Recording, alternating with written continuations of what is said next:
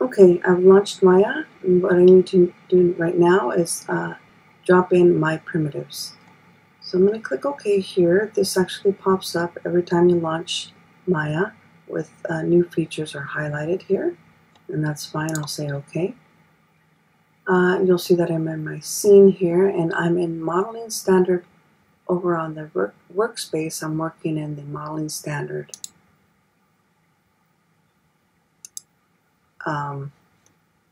workspace area.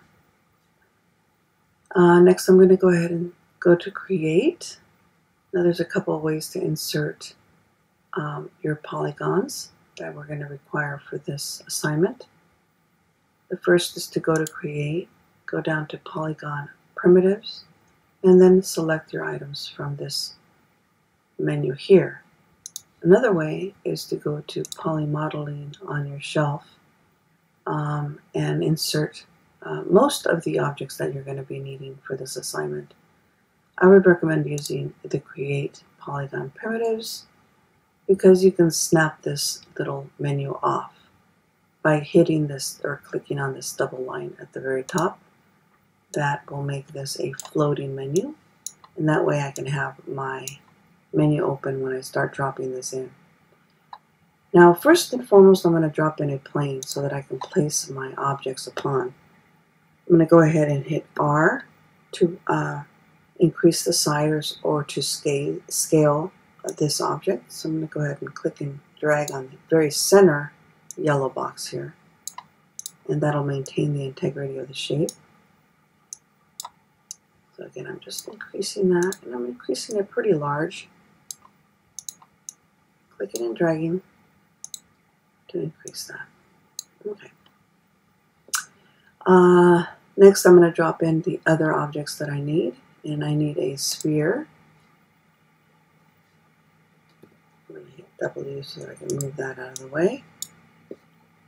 Everything drops into your 0, 0 coordinates here, so what I want to do is make room for the other objects that are going to be coming in. I'm going to drop in a cube and move that out of the way.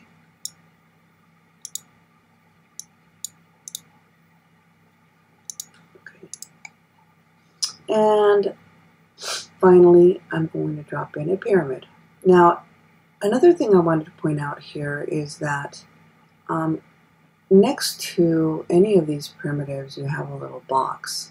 That little box indicates that you can actually click on it. Another dialog box comes up so that you can kind of set your settings here, initial settings for that polygon primitive. I'm really not going to change anything here, but you always have that option. So I'm going to hit Create, and that'll create that. I'll go ahead and hit R so that I can increase the size of this, and then I'm just going to move that out of the way. So I've got my primitives here that I need to start building my assignment. In the next video, I'll show you how to start building your composition and then adding lights, and then finally rendering it out so that you can submit it.